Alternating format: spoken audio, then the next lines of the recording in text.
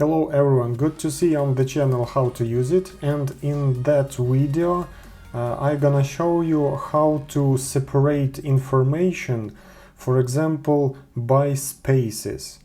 If you have some information that write in one cell and you want separate, for example, its technical characteristics of the laptops.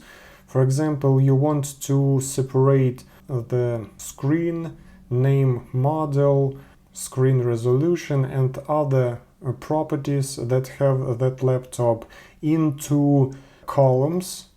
You can use an interesting function. For example, I select that column with that information. I select that rows, go to data, split text to columns, and you have to choose separate with using comma, semicolon or spaces in that way, or custom.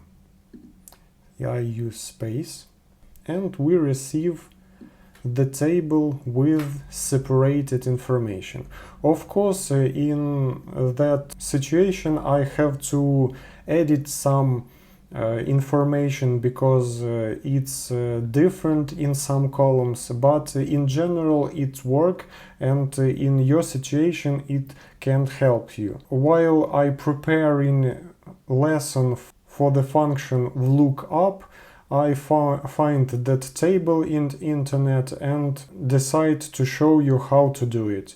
If you want to know about more function in Google Spreadsheets, if you want from start for beginners to understand how create the tables in Google Sheets, how to use different functions, and even decide some easy or difficult task that I describe in my videos, I offer you to go to the playlist with lessons about Google Spreadsheets, what you see on your screen right now.